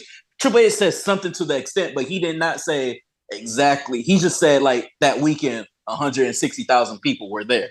Well, he's not going to tell you that. Oh yeah, we sold out that stadium with it. Yeah. I think it's something, against them. They can't fabricate numbers like that. Well, so if they do, they get sued. WWE's been caught lying about their attendance record. Yeah, that's what I'm saying. So when it comes to AEW selling 90,000, if WWE can't do it, I don't think they can do it either. But don't get me wrong, they might get 40,000, 50,000, but let's be more realistic. The thing is, like, okay, so the most common one was like WrestleMania 3 when they said like 93,000 were there in attendance, but it probably was. It probably was. It broke the all-time indoor attendance record, but they were caught, and actually, Dave Meltzer said that the numbers were low, probably in the low as like high 70,000s, but the biggest one was WrestleMania 32 that happened down the road from me at AT&T Stadium. You remember they broke their own record. They say the number was around 101,000 people in AT&T Stadium. Well, they actually Arlington police actually came out and said that there was only about 80,000 fans that walked through the turnstiles at AT&T Stadium. Exactly. Oh, and let me tell you another thing about. I think this was at a WrestleMania. That's a big difference. Okay, that is difference. I think it was at a WrestleMania or it was at a pay-per-view. This was years ago, probably like in the 90s or 80s. But I think they were having it at, it was either Chicago or Detroit, and they were saying that what was it? Oh, where they didn't show that pay-per-view, whatever pay-per-view they were having, they did not show it on TV in that state. What? This is how sick they are. Yeah. I just found this out. So that forced people in that state to actually go to that show. Go to right. So the numbers will go, and I was just like, yeah, that's sick, but that's smart. That's smart though. That's smart. Yeah, that's how WWE does. I'd be pissed, man. Yes. But like I said, this was years ago. Yeah. yeah. But here's the thing with all that. Mm-hmm. Pardon my French, but who gives a crap about any of those numbers? And this is what me as a wrestling fan, I don't care if it's 200 million or 2 people. Just make the match good. It don't matter. No. I know. Look, before you said, you forget. I know why they doing this stuff. No, I know too. But you forget the fans do care, because that's the whole point of how AEW was founded, was because Uncle Dave said an indie show cannot sell 10,000, could not fill up an arena, 10,000 people, and they did. I remember. Yep. So now people talking about AEW can't fill out Wembley Stadium. And look, I would say this. Now I know I said crap about them doing that before, but people realize that over there in Europe, especially in Europe, the fandom over there is nuts. Oh, dude, it's insane. You hear definitely. People from over there flying out to the United States to not even watch. I'm not even talking about WrestleMania. When I went to Houston for the Rumble, do you know how much Scottish and Irish people were there? And I'm just like, damn, y'all flew all the way out here just for the Rumble? Yeah. Exactly. You don't hear Americans going over to New Japan, at the Tokyo Dome doing that, or even to Europe. But those fans would fly all the way over here just to watch a wrestling show. So I have they starve too. Yeah, they starve, and that's right. Yeah, so I have no doubt AEW can do it. It's just like, well, they only got a certain amount of months. If they would, if they're capable. They're capable, but I just want to know if they can actually do it. I think they'll fill it up a good amount. Selling out, I don't know. I think they could sell it out, honestly, because like you said, people over there are insane about wrestling, man. Anytime a show it's out, like when they announced Money in the Bank at the O2 Arena in London for this year. I mean, that's gonna sell out. I mean, come on, like the biggest indie shows are over there. Like, and you don't think that the fact that Paige and her family, Paige signing to AEW was a coincidence? Like, people forget Paige. Yeah, she's from over there, and you're not talking about the fans that they got. They can market easily over. Like, come on now. Then you got Pac and them. Like, come on, bro. They can sell it out. There's no doubt. I think they will. But we're gonna take a step forward now. So we all know what happened on, the Raw and SmackDown and WrestleMania, blah blah blah. Tomorrow is the next Monday Night Raw. Oh, and the draft was announced also. Now tomorrow, yeah. Who remembers it? Not me. Tomorrow is the next Monday Night Raw. So, and there's a thing online that basically said Cody Rhodes is going to come out and talk about his future in WWE and all this stuff. So, let me ask y'all, what's next? What goes on now with Cody and Roman? Like, what's the next story? What's going on? What is y'all's thoughts about it? What is Cody face next? Because let me tell you what I mean. This is a good one. What if Brock Lesnar was working for Paul Heyman, huh? Or what if Cody Rhodes and Brock Lesnar are gonna fight at Backlash, and he has to get through multiple people to get to Roman? Or what are y'all's thoughts? What's next for the Roman story and the Cody story? Well, right now, Cody, apparently they probably gonna do something with Cody and Brock. Mm-hmm. Yep. So. Honestly, Honestly, I thought it was a shrewd move on their part. You got to give Cody somebody to wrestle with to kind of cool that off and to build them, try to get that big when he does get it moment even bigger. And who is the most popular heel to do that with? And that is Brock. So I'm okay with it. Cody's going to do most of the work because Brock's not going to be there like that. And that's fine because it gives him more chance to, I didn't live the dream, but it ain't over with now. My dad used to tell me about my granddad, hard times, all that good stuff. So I'm okay with it. As far as Roman is gonna get more entrenched into him and Jay and him and Jay and Jimmy. So that's gonna help keep the bloodline thing going. And I'm cool with both of them. So there were reports about the next feuds that Roman is going to have, and one I can see them doing since they really never crossed paths, especially when Roman is champion. They say Lashley is going to be one of his opponents, which I would love to see. Yeah, they've been avoiding each other. Exactly. And they said the next person, which I don't see it because his injury, is Randy. Well, they've been saying Randy for a minute, and they've wanted Randy, but the injury. So I mean, give him time to heal. Well, hey, I get it. My bad. That's what I'm saying. I don't see it. No, I see it. I don't see that happening. I don't. I see it if, well, for a few reasons I can see it because they will give Randy that opportunity. You don't have to. Randy's always that person you can just jump into any title match without any no effort. If Randy is not, and it's not going to be a lot of wrestling to have to put on between them two.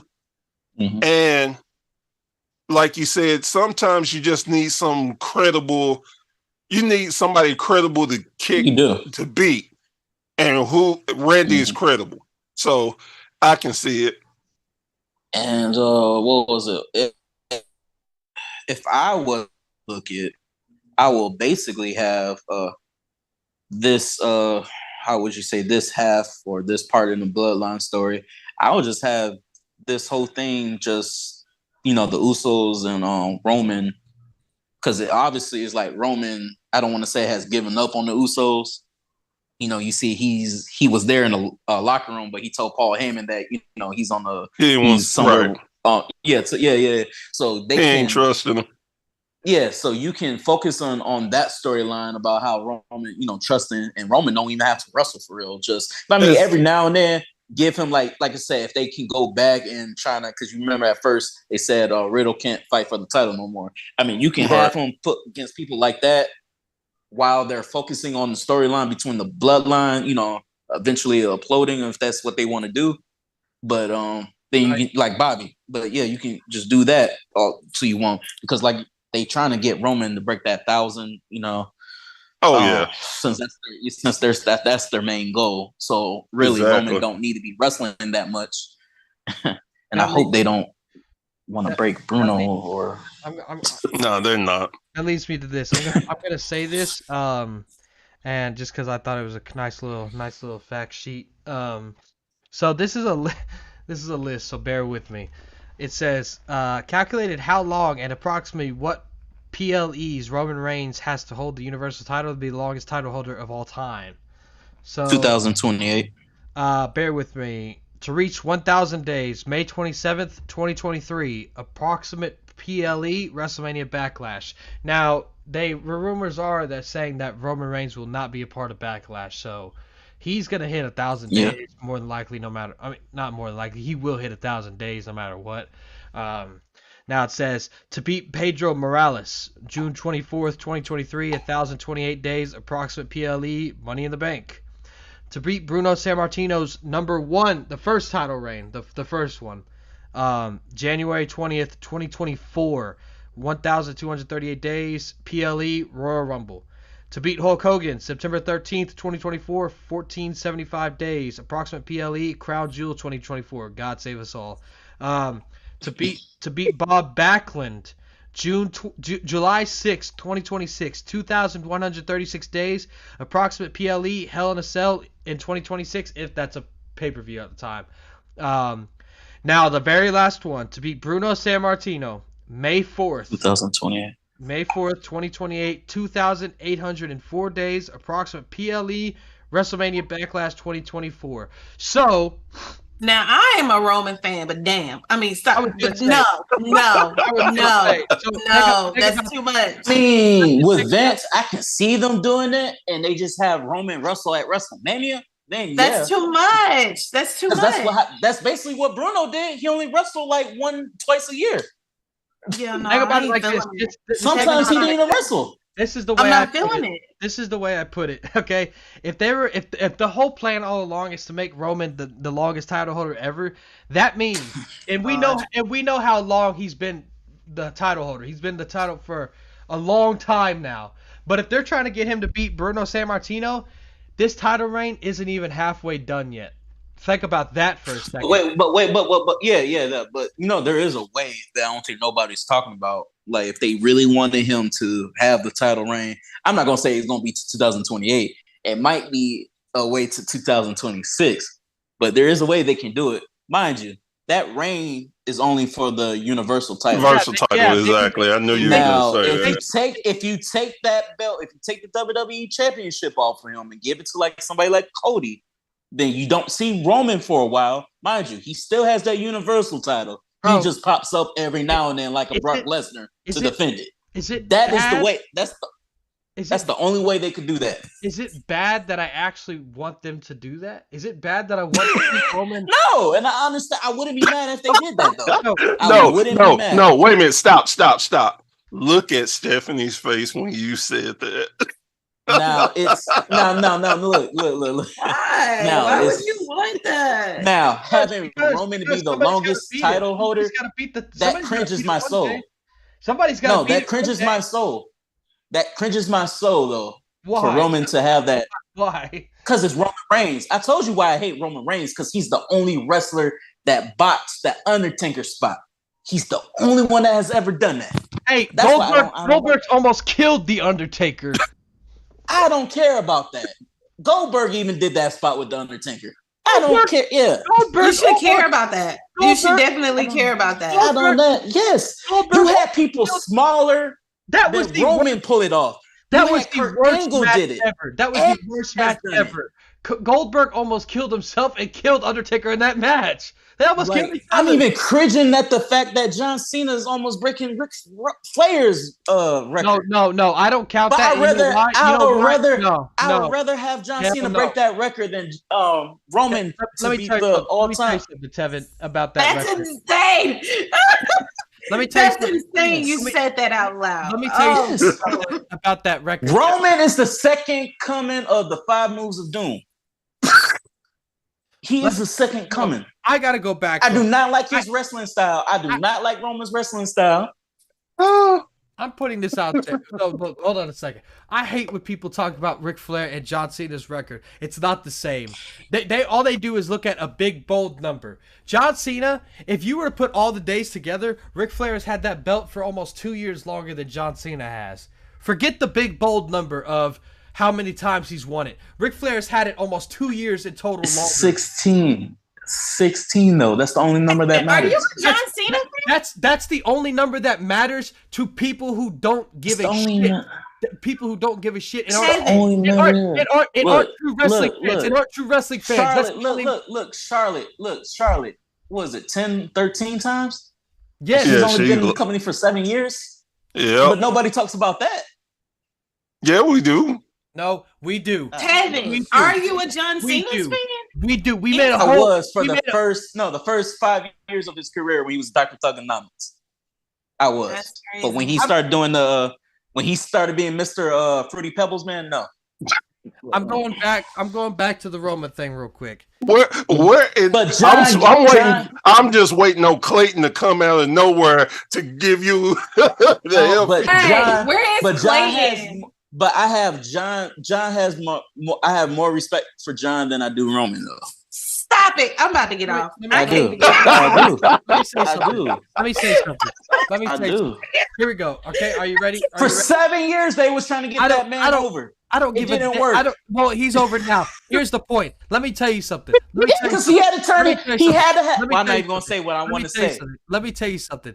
If that record, that Bruno Sammartino record will be broken one day in history. Obviously, it may not be. More than likely, it won't be Roman Reigns. It'll be broken. I don't think that will ever. I don't think it will ever, because wrestling fans don't have that attention span to follow a champion for 10 years. Okay, let's just Ain't say. no way. I'm telling you. Let's just say. Yeah, Roman, I'll give you that. I love Roman Reigns. No way. I don't have That's the why they attention don't span even to do. be- That's why they don't do a lot of 1 hour Iron Man matches no more. Because our attention. Now, mind you, like I said, the Daniel Bryan and MJF, yeah, that was cool. But that's why they only do 30-minute Iron Man matches now, man. Let's just say Our attention span. Roman beats that Yeah. record. Let's just say for some odd reason Roman beats that record. Okay. Does that? Oh Jesus. I'm just asking this just for the hell of it. Does that make Roman Reigns the greatest of all time? No, because like I said before, it's the Universal title. It's not the WWE Championship that Bruno had, or Bob Backlund had, or Pedro Morales has. It's the Universal. It's the secondary title to me. All the prestige is in the WWE title. So here's the thing. We could be sitting on here for hours, days, years with the argument of what title reign, and it boils down to perspective, and everybody has different perspectives and different looks at things. So I know where you're going, but go ahead. Sorry. And it's just simple. It's just the simple of where you fall on it. Like for me, being the fan that I am, and for how long I've watched and what wrestling means to me, Ric Flair is the greatest world champion. I don't think there's anybody that's going to be greater than Rick. No. Now, with that being said, there was a different time when Rick was wrestling. It was different circumstances, just like a lot of people who know and got to see or hear about Bruno would think Bruno is the greatest world champion ever for his long reign. And we can argument, well, no, this and that, and he didn't do this. Well, it's just perspectives. So, I mean, it's fun to argue, fun to do that, but nobody's going to be right or wrong. It's just what you feel. I don't know. No, Bear, I'm gonna give an example because why I think it does matter, and I hate to touch on this topic because I get in heated discussions about this, but we all know a couple years ago Kofi won the WWE Championship. Now, a lot of people don't know why that's significant with me because when I say this, I always get a debate about it. Kofi Kingston was the second African American to win that title. Then when I say it on social media, everybody be like, that's not true. Mark Henry, Booker T, they were all champions. And I'm like, no, that was the WWE. That was the world title. There's a difference. Yes, it is. WWE title, that means you're the face of the company. And have we seen in the past, just because you have that world title doesn't mean you're the face of that company. Exactly. Mind you, Jack Swagger had that title. That didn't mean he was the face of the company. So that's why I said there's a difference between those titles. And a lot of people don't get where I'm coming from, but I get where you're coming from.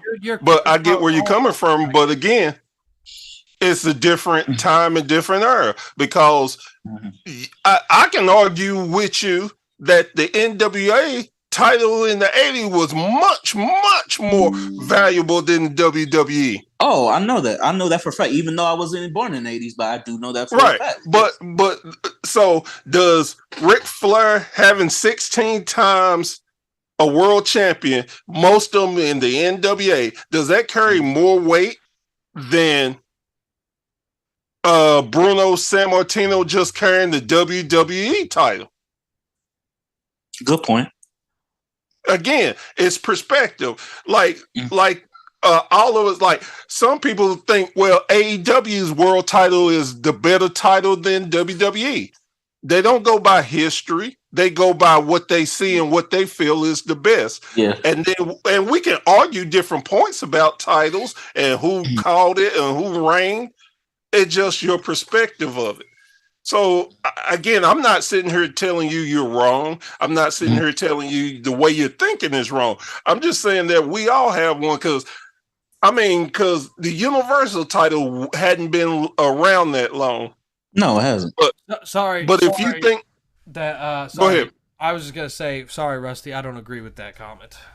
What? What did Rusty say? He said John Cena 16-time is better than Ric Flair 2-time WWE champion. Jesus. John Cena, Ric Flair, both been champion 16 times. Ric Flair has a total days as world champion 3,456. John Cena's total days 1,411. Average days world champion Ric Flair 216. John Cena's 88 days as average champion. Longest reign as for Ric Flair 793 days. John Cena's longest reign 380 days. It doesn't compare. Yeah, you can look at the bold number if you're not a real wrestling fan, but go ahead if you really want to. Well, again, that goes back to my whole point. And as much as me and you talk about this all the time, we love Ric Flair. We think his title reign is what we think it is. Yes. But again, when you grow up and you see certain things and you go through the era, it means more to you. Not just for the reign, not how long, it was something special. We as people have a tendency to relate acts to certain things in our lives. And I argue this with music, with football, with anything. A certain thing will make you think like, you remember a certain title reign, right? We had that conversation. Yep. What title reign meant the most to you? Yep. Okay, just because that title Eddie reign Guerrero's meant the most. One title reign was more than John Cena's title reign. Well, see, Eddie Guerrero's one title reign is worth more than Roman Reigns. All of his title reigns. Right, you feel that way. Personally, nah. I mean, I'm probably one of the few people who like JBL's title reign. Everybody, it was Joe this. JBL's title reign. I think it had a lot to do. Roman's title reigns. I think I can agree with Bear then about. I cannot deal. I think I can agree with Bear. Roman. Now you want to talk. You want to talk about, like, remember you was talking about Charlotte and only there because of who her dad is? Roman is only there because of who his family is there. All right. Let's be real. Hey. When they made the Shield, they had it in their mind they was going to push Roman to the moon just because of that. Well, of course. Lineage. And that is the God honest truth. I agree with you there wholeheartedly because look how long they tried to put Roman down our throats when we didn't want it. Look how long that. Look, Roman is the only wrestler in WWE history when they was trying to push for champion and it didn't work, that they continued it. Anybody else they have ever pushed, they eventually gave up on. No, because Cena finally got over. Who else? I said Cena got over. You said Roman is the only, but he wasn't. No. Nobody was booing Cena at first. Actually, no. Okay, no. But he wasn't pushed. He wasn't getting pushed to be the champion, though. He was getting booed. Yeah, I remember. Yeah, he was getting booed. What the hell are we talking because about? It was Cena. He was doing the whole rapping thing because he was a heel. He was a heel, though. Cena was a heel when he was coming out there rap. That's why he was getting booed. But when he finally got over doing that and they pushed him as champion, they was cheering for him. He never got booed when he became his first title run. He wasn't booed. Except when he was chain gang Cena. When he was chain gang, nobody was booing him. Well, ECW One Night Stand they did. It's ECW. You can't compare that. It's ECW, man. Come on now. Yeah, I know. I just had to throw that out there. Yeah, I agree with Bear though about who was he facing? Who was he facing? Yeah, hell yeah. Who was he facing? RVD. You think they're gonna boo RVD over John? Come on now.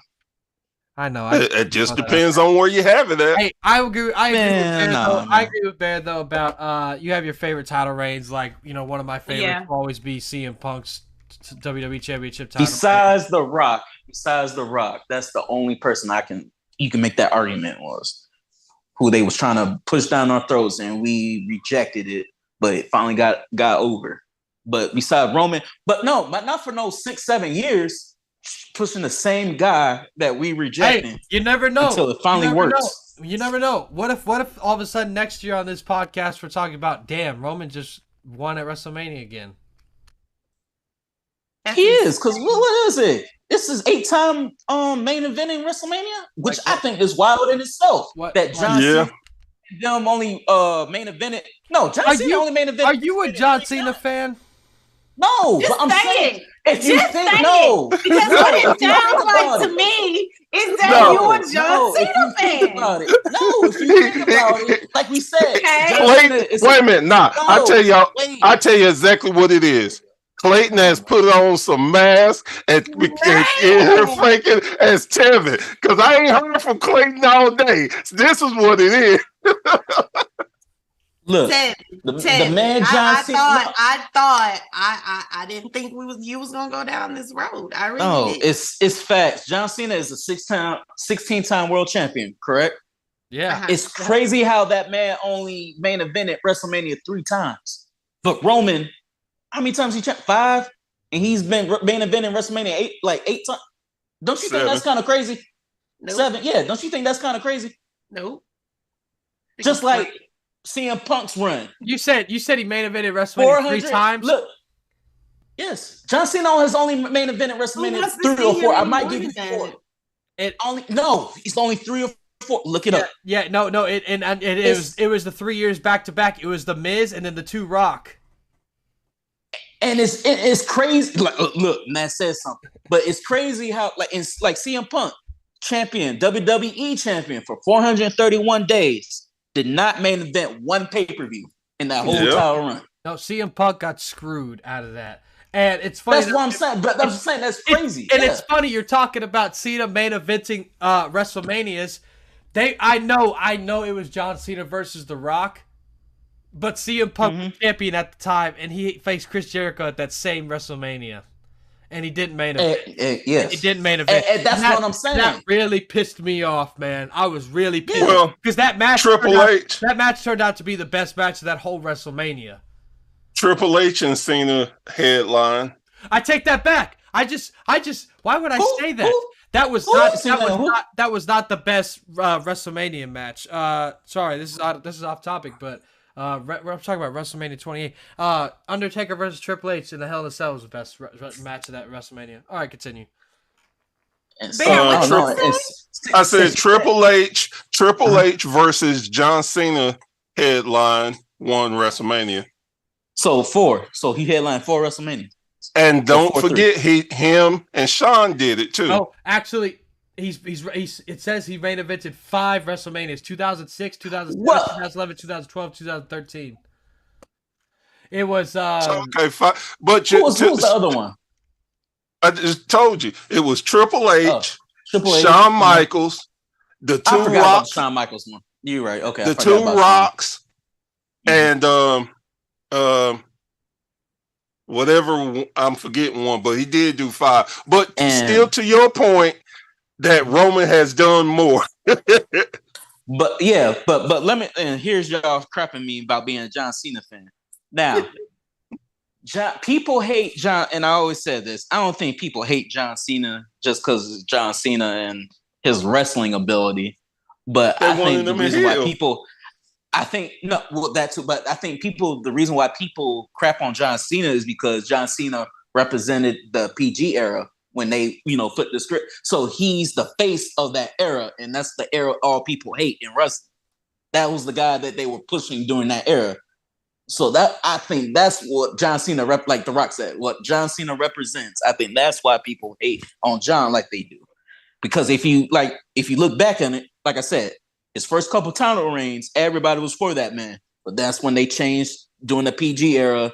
And like I told y'all before, I didn't even notice they changed the name of the FU until, to the AA until years later. I'm just like, AA, until I heard Michael Cole say the AA. I'm like, what the hell is that? I was like, oh, they changed the name? Look, man, they can't say FU no more? I was like, that's crazy. After they shoved the once in a lifetime down our throats for a full year just to do it again the next year, I was like, yeah, man. But like people said, John Cena probably has put the WWE in a better position than any other wrestler did in WWE. You can even, and it's crazy because I always, even though I didn't grow up in that era, but I kind of find it, I was kind of struggling with him and Hulk Hogan, even though that's another wrestler I don't like. But I know why Hulk Hogan was the man. Because, like I said, all the dude do was this and a leg drop, and he's the best wrestler ever. But that's to me. That is to me. But no, it ain't just to you. No, it ain't. Clearly, you ain't been watching this show. Clearly, you ain't been listening to me since me and you been doing this. But Hulk Hogan, like I said, I give him his credit what he did for wrestling. But on the other hand, I had to think about it for long. I was like, actually, I think John Cena probably has done more. In an era where wrestling, a lot of wrestling, the wrestling fans have declined since, the time of Hogan. We can agree that Hollywood Hogan was great, though, right? Yeah, of course. But so was the Doctor of Thugonomics. And that's why I would never understand. I would never understand why they didn't bring, when he came out against Elias, they should have stuck with that.